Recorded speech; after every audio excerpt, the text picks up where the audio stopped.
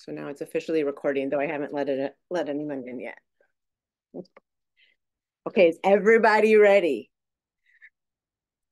Go team. I'm gonna admit all. Oh my gosh, I clicked it. They're coming.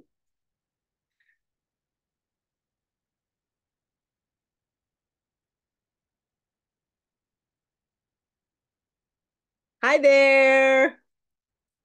Some people I can see, some people are not visible. Welcome. Thank you so much for joining us. I want to make sure I have everything going the right way. Okay, we're going to go ahead and get started. My name is Holms Troelstrup. I'm the Assistant Director of the Publications Unit here in the Department of English at Illinois State University. And I'm also the Editorial Director of the Spoonfuls Chapbook series and Press 254 in the spring semesters. I want to start this reading with Illinois State University's land acknowledgement, though, all right. Illinois State University was built on the land of multiple Native nations. These lands were the traditional birthright of Indigenous people who were forcibly removed and have faced centuries of struggle for survival and identity in the wake of dispossession and displacement. We would like to acknowledge that our campus sits on the lands that were once home to the Illini, Peoria, and the Miamia, and later, due to colonial encroachment and displacement, to the Fox, Potawatomi, the Sauk, Shawnee, Winnebago, Iowa, Mascoutin, Piankashaw, Wea, and Kickapoo nations. I also want to express honor to those Indigenous nations, Indigenous people who we may have excluded in this acknowledgement due to erasure and historical inaccuracy. I want to start by thanking a couple of people. Of course, my colleague and the director of the Publications Unit, Dr. Steve Halle. He is in the room right now, admitting anyone who's a late arrival. Steve did the cover designs for both of the chapbooks this semester, and he's just, you know, an incredible colleague, but also a source of support and the person that I can always ask, oh my goodness, I don't know how to do this in InDesign. Can you help me figure it out? So thank you to Steve.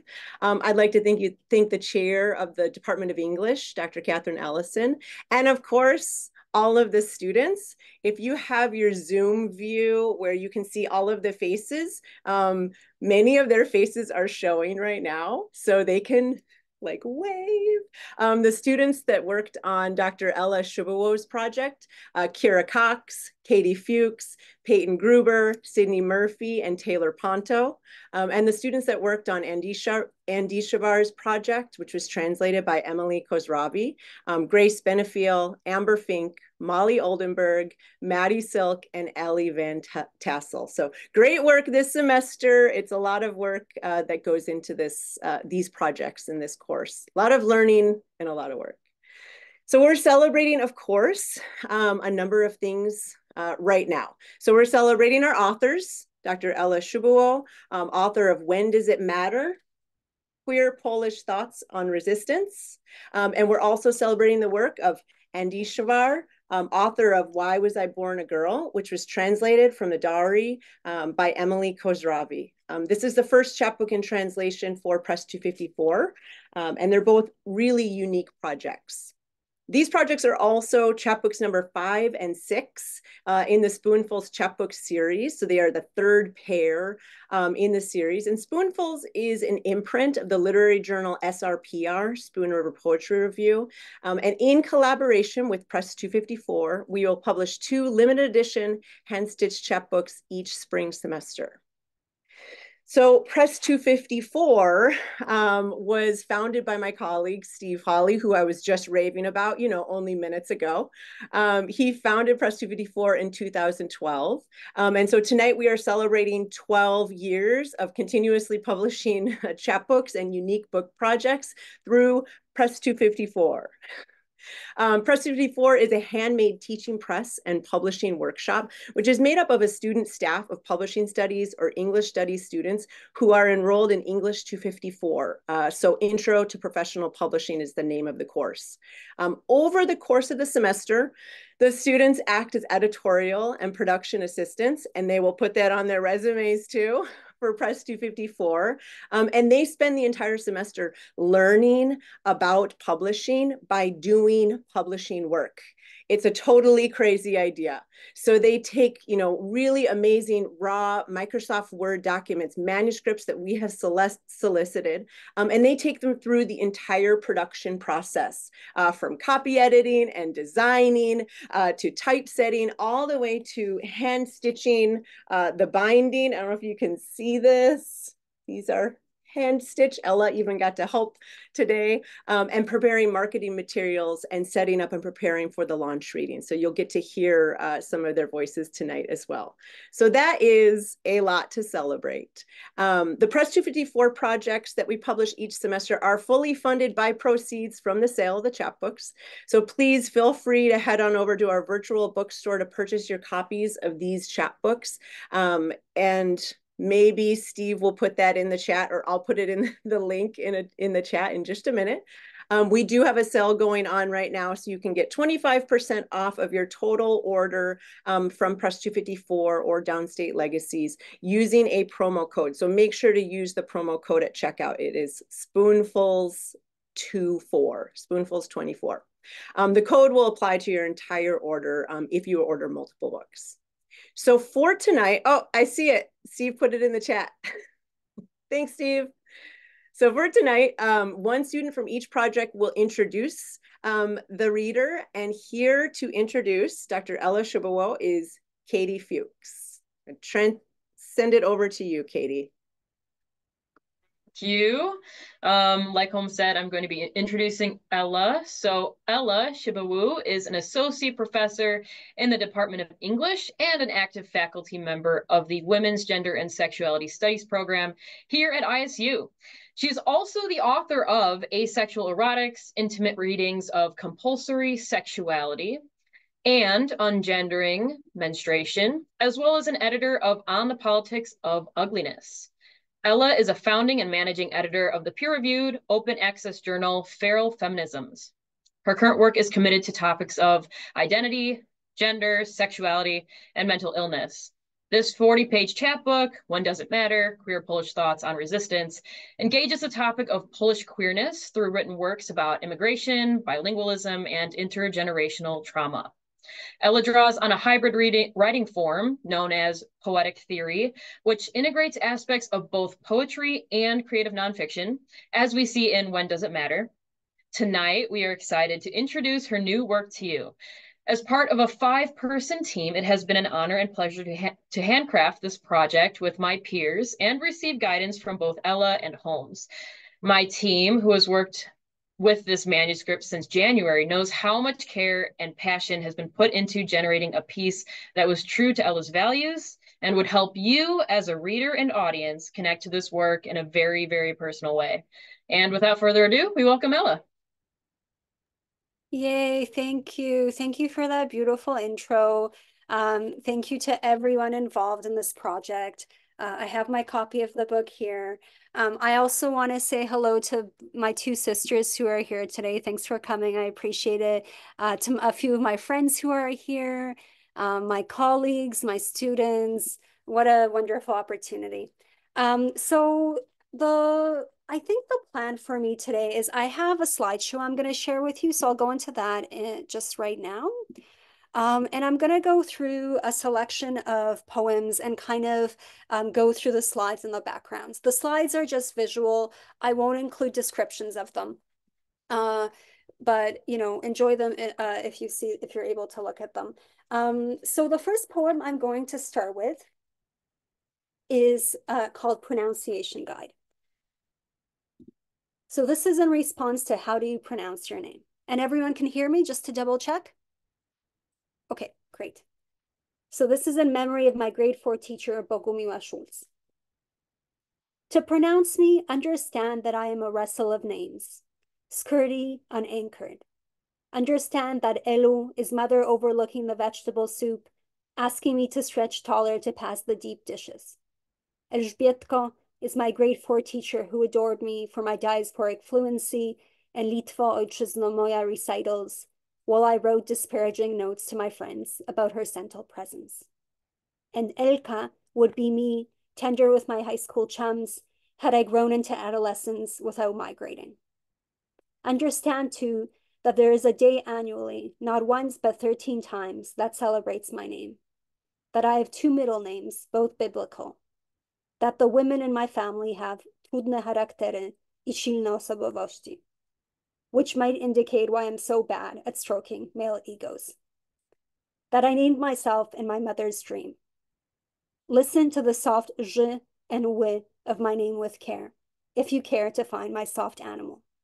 To have come, my name is a life between languages, in which arrival deferred. Oh, a dulcet of surprise when my niece finds her favorite toy buried under the sofa cushions. Przybyło, increase in abundance, my life sweeter than deserved. To pronounce me, decide on how and whether you want to love me, in what tone and language. If you are strange to me, accept you will never pronounce me. So now I'm going to move into a longer piece. So this is more of a kind of, how can I frame it? More of creative nonfiction, I think. So it is going to be more like reading, well, you'll see. I don't have to explain it. So this is called Pole X Suicidality. And for this one, I just want to give you a content warning that there is some materials that may be difficult. So feel free to mute or to leave if you need to. So it has content relating to suicide. I met Jan Lehon on my father's bookshelf. I was a teen and my dad was one of my favorite people. Lehon, long dead, was one of my father's favorite poets. As a patriotic emigre displaced in New York City after the rise of a totalitarian state socialism in Poland, Lehon must have resonated deeply for my father, who is also an immigrant longing for home, community, and a language he was understood in. As an angsty queer immigrant youth, I felt the ache of Lehon's poetry too. It spoke of longing and loss, the impossibility of returning to a place that no longer exists, and of holding onto a part of ourselves that is under erosion in a new cultural context. My dad and I connected most whenever something Polish brought us together. After my father's drawn-out death, I returned to Lehon many times, read his poems to myself through tears and thoughts of suicide, held his book close like a ritual object to ward off change. I loved his poetry, and yet was wholly unprepared for my second encounter with Lehon in a Polish bookstore. Snug in a collection on gay Polish historical figures was Lehon himself. He was looking at me with pain-bespectacled eyes, asking how it is that I didn't see what was staring me in the face all these years. As a gay emigre, Lehon had to navigate the compiled trauma of displacement and homophobia, which led to a suicide attempt at the age of 22 and his untimely death by suicide in 1956 at the age of 57 in New York. It's hard to admit this, but I've been suicidal on and off for most of my life. At about the age of 12, I typed a list of reasons for why I wanted to die on my sister's typewriter. After my first breakup, I overdosed on pills, quickly vomited them out, only to sketch out a plan of drowning myself in a local lake. The plan never went into effect. I was too afraid. More recently, after seeing a stranger teetering off the edge of the Lionsgate Bridge, I've been thinking about bridges. Sarah Schulman, delivering a eulogy at the funeral of trans writer and activist Bryn Kelly in 2016, argued that inflicting suicide is an act of violence, inflicting harm on the queer community. We must stop killing ourselves, Schulman writes, as it is an act of violence, helping to create a violent future. Suicide, Schulman points out, leaves our queer communities in despair, while not affecting change on the institutions that actually keep us down. I value Schulman's political eulogy and its grounding in the tradition of HIV/AIDS funerals, but the piece left me feeling more rather than less suicidal. I wondered what is there to keep those of us from suicide who have no community, who are displaced, who are without support. Who are we trying to save by not undertaking suicide? What is the value of a life not surrounded by community? What obligations do we have to live when our relations and possibilities of relating have somehow been interrupted. I'm writing this piece as a depressed white queer who lives under conditions of displacement on land which had been stolen from Musqueam, Squamish, and Tsleil-Waututh nations.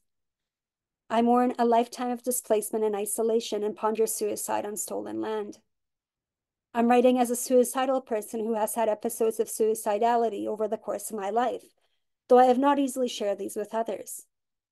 I'm also writing as a Pole-X person, a term I have frankly never heard used, but which I need so desperately to pull me through. I imagine Pole-X to refer to displaced Polish queers who might not have a community to mourn or prevent their suicide. Often rejected or conditionally loved by our Polish families due to conservatism and homophobia, and unwanted in diasporic Polish spaces, which tend to be heavily invested in religiosity and heteronormativity, too many diasporic Polish queer and trans people are left without community. Pole-X is a term I need to tell myself I have a community, to imagine a community where there is none, and to build connections with other displaced Polish queers who have searched their parents' libraries for a trace, a hint, an ache of Polish gayness. I found Jan Lehon. Jan Lehon found me. Although I never had a chance to confirm this, I believe my father was homophobic. Yet my father was also soft, a soft mask, and kind. He was wrażliwy, which means sensitive. He taught me to drink Polish beer and celebrate a sunny day, as well as to ride a bike, to swim, to drive. He kept my feet warm for me on his lap, and if I fell asleep on the couch, he would cover me with a blanket. Perhaps if homophobic, he would create an exception for me, protect me with love, learn to unthink homophobia. I don't know. I am brought close to my dad when I read Lehon, but I am also pushed away. Did my dad know Lehon was gay? Did he mind? After my second meeting with Lehon, I returned home and took his book off the shelf, leafing through the pages that my father once touched and perhaps cried on. There is a poem in particular that stung me and continues to sting, so much so that I've had it tattooed in its original font on my skin. It's an untitled poem. Its first line reads, Pytasz, co w moim życiu z wszystkich rzeczą główną. You ask what in my life from all things is most vital. Lehon's answer to this is that of a suicidal queer. Śmierć I miłość, obydwie zarówno. Death and life in equal measure. He concludes the poem with a line that is the tightrope of my Pole-X suicidality. Śmierć chroni od miłości, a miłość od śmierci. Or death protects us from love and love from death. I want to believe that queer Pole-X community could have been that love that protected Lehon. I think of Lehon standing on the edge of the 12th floor of the Hudson Hotel in 1950s New York City. I think of myself studying the Lionsgate Bridge. I think about community as a net that could catch either one of us, but that didn't, that won't. Okay, let's check how we're doing with time.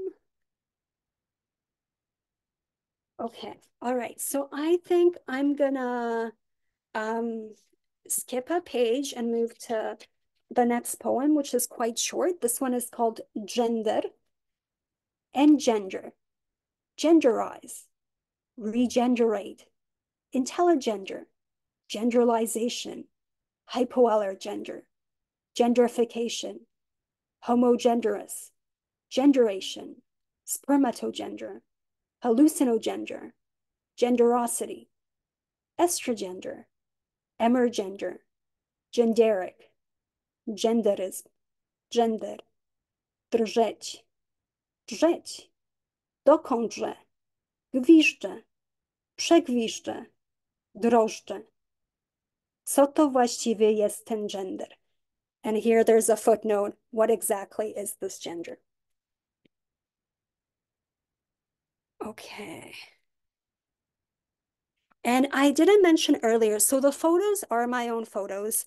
I created them through taking darkroom photography classes at ISU on my tuition waiver. And they are developed in the darkroom. I scanned the negatives. They are quite recent. They look really old, but they're actually really recent photos.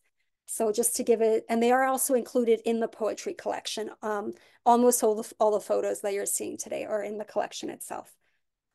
Okay, so we're gonna read Split Cut.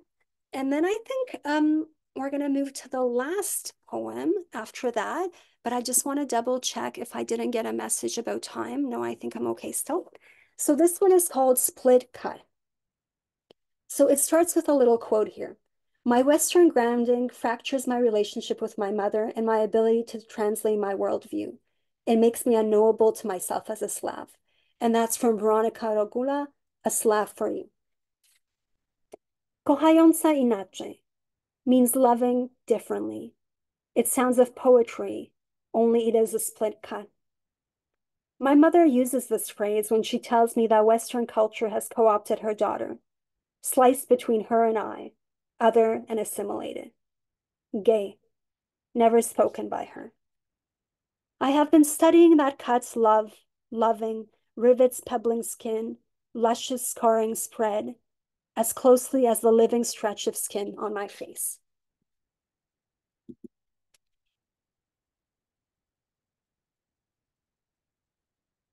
Okay. Holmes, how are we doing with time? I want to make sure that we leave time for the second person too. You're doing good. You're doing good. Yeah. Great. So I'm gonna read now Photographs of My Mother.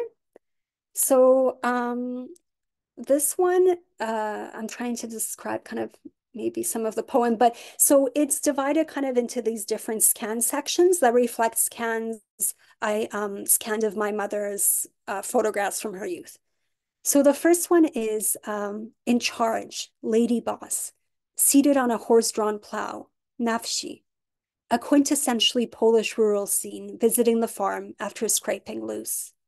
Scan 2, from that role, lips tight in a lipstick smile, clothing ironed, curtain against the dirt of the ground and nesting ducks. Scan 3, or on a trip with schoolmates, light and brown hair, skirt hiked up on the trail, pushing forward, maybe brazen, growing up, home positioned by the manure heap. Scan 4, Edmonton housing, fern plant, brown carpet. My mother clutches tight at my elbow. She is broad, middle-aged beyond return. It is 1991.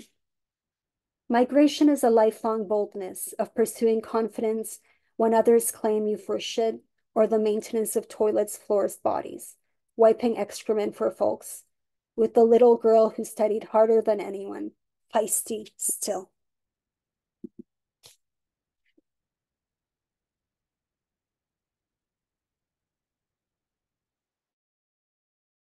Okay, I'm gonna go into my final one, just so that we have lots of time for the other set of poems. So this is When Does It Matter, which is also, as you will recall, the title of the collection. When does it matter? When you hold hands with your sister and onlookers think you are gay, which you are, but which is irrelevant. When you're eating upsets because you want too much too quickly and you lick butter topping off the microwavable popcorn bag in public until your mouth stains fluorescent. When you smell of onions so strong that your sweat is a brew of onion juice and you secretly love that scent of yourself. When your mother berates you for stealing, but defends you when the secret shopper arrives. When a typo is indication of your bad English. When you emphasize the wrong syllable. When you have to repeat, you repeat because your listener has not learned to listen. When in the sauna, a man chest naked observes you have such good English. When you pronounce your name until it is a name, but not yours. When you change your name and betray yourself. When you speak and others investigate. When you move and others interrogate. When, like my sister, you live for 25 years in a country and they ask you where and who each day, and they tell you that the way you speak scares their dog. And her daughter speaks, who is born on flesh and soil of this colonized land. And they ask her too, where and who. When you are fighting against getting fucked over all the time, but need to remember that you are white, a shield protecting you from police and boundary keepers. When this fact needs to turn into upheaval and anger. When you remind yourself that you were once barred by a wall that ran as a gash, a history that must move you to action now, and every day as long as there are walls. When the lure of middle class is there for you, but not for your father, pulped into cancer at the rake factory that was hours of each day while you slept in and studied feminism. When home is on boarding a flight in that city of his youth to kiss pavement. When return home is delayed indefinitely, body mobile, waiting in the immigrant cemetery. When home is not anywhere for you. When there is an X with every turn, turning you into what Audre Lorde perhaps wanted us all to be, warriors. Okay, so I think I will conclude it at that. Thank you, everyone.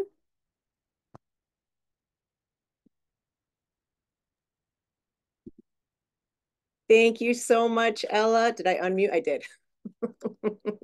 Thank you so much, Ela, for sharing those pieces and also for ensuring to share some of the images with everyone. We were talking before the reading started that both of these projects had, really unique challenges, especially that created just like great learning experiences for the students. And one of those in Ela's is the inclusion of photography and images and thinking about how to place those images, how to prepare them from the scans that Ela provided, and then, how to place them in the chapbook. And so they're a really great part of the chapbook and a unique challenge that everyone got to learn about and got to deal with this semester, which was awesome. Okay, and also thank you for joining us to do that stitching this afternoon. So since Ela's on campus, she got to join the students today to do some of the hand stitching, and that is, such a special treat to have an author sitting there with us. So if you follow us on X or Instagram, I will be posting some of the pictures of the chapbook stitching extravaganza, but probably not till tomorrow. All right, for our next chapbook, Why Was I Born a Girl by Andishvar, translated by Emily Khossravi. We will do things a little bit different. So the translator, Emily Khossravi, is a senior high school student at Canyon Crest High School in San Diego, California. And she has a very valid reason for not being able to be here, but I won't spoil it because the student introducing the project will share that with you. She wanted to be here, but was unable to be with us. But we did want to make sure that we could share the project and highlight some pieces from the project for you. So what we're going to do instead is Ellie Van Tassel, one of the students that worked on the project, will do an introduction just, to the author translator team and introduce you to the project. And then each member of the team that worked on the project selected a poem that they will read to kind of highlight some of the work. So I'm going to hand it off to you, Ellie.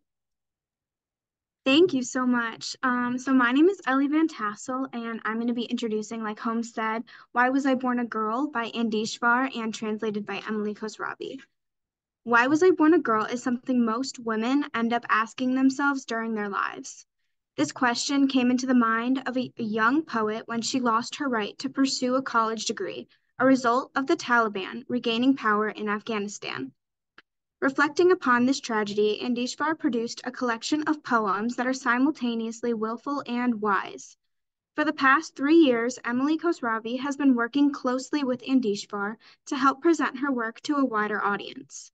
By translating her poetry from Dari to English, Emily has amplified Andishvar's voice while preserving its stunning imagery and lyricality. Flowers for the Future, a nonprofit devoted to providing learning opportunities where otherwise impossible, gave Andishvar the platform she needed to raise her voice and share her poems with the world. My team and I will be reading for Emily, who is currently deciding between Harvard, Stanford, and Princeton.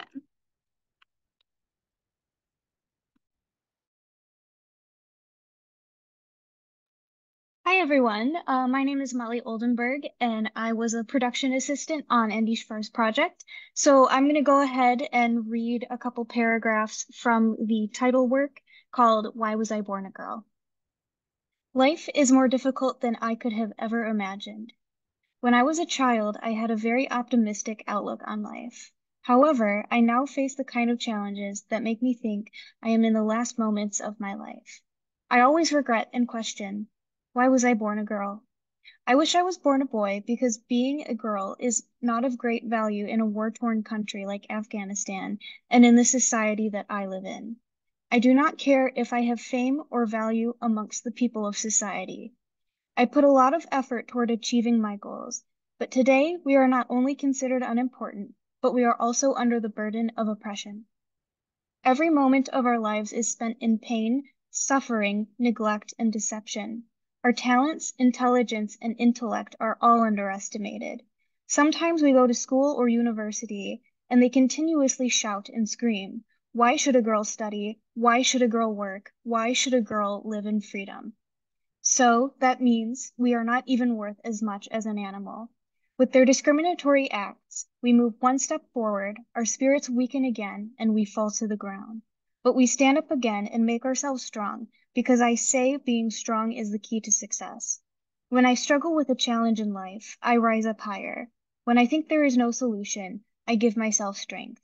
In the words of our elders, if there is no solution, there is no problem at all. Hello, my name is Grace Benefiel. Thank you for that reading, Molly. I'm also a production intern who had the pleasure to work on Why Was I Born a Girl for Press 254. And tonight I will be reading Love. Love. Whoever chose love was wise. They had strength of thought, effort and hard work in all aspects of life. It was like fresh fish and youth.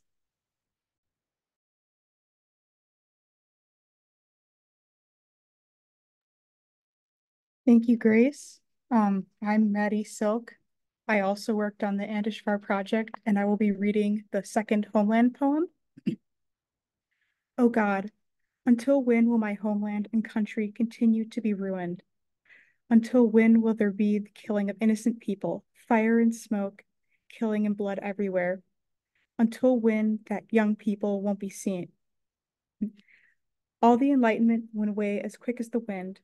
Until when is the cruelty to every man and every white-bearded old man? Tears welled up in her eyes as she moaned. Until when is there blaming women and girls' holiness? Hearts are turned over in countless sorrows. Until when is there despair, fear, and hatred of others? Thank you, Maddie. My name is Amber Fink, and I was also an editorial assistant on this project, and I'm going to be reading My Butterfly, which is on page 32 for anyone else following along. My dear, my star, let's have peace, my butterfly. There should be no conflict between you and I. There is no shame in our reconciliation.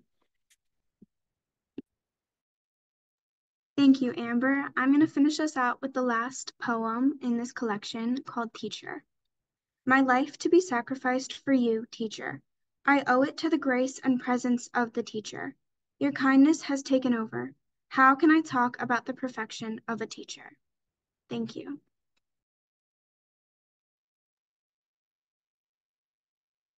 Thank you so much. Thank you to especially to the students that just read. They were incredibly brave.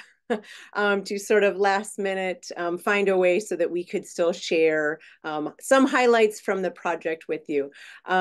Ellie mentioned in her introduction the Flowers for the Future organization, which is what brought together Andishvar in Kabul and Emily Khossravi in California. And, in the back of the chapbook, if you purchase a copy, there's a little bit about the Flowers for the Future organization. It's a really unique nonprofit organization that is dedicated to providing access to educational opportunities.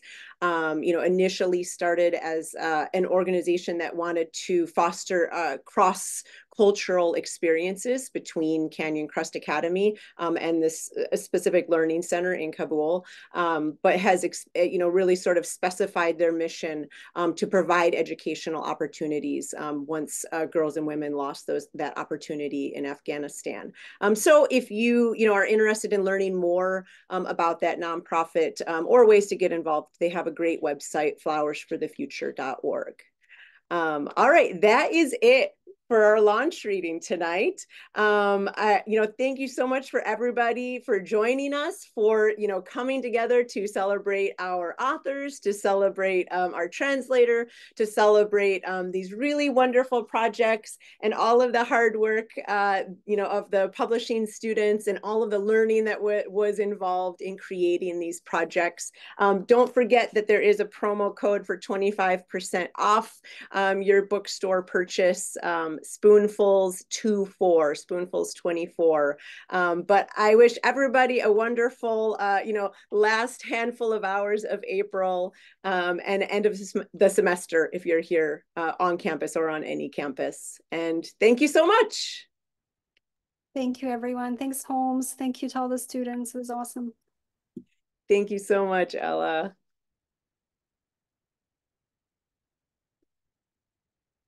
What a joy.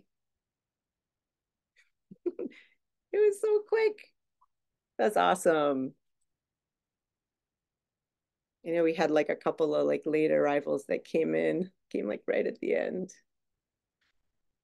Let's see. Yeah. Do you want us to stay in, or are we good to go? No, we can log off. I was just like watch in case anyone had questions or anything. Okay. Great job on the introductions. Great job on reading as well. I really appreciate that you all were willing to do that so that we could still highlight the project in a more robust way than just talking about it. So thank you so much. Good luck with finals. Bye. Thank you.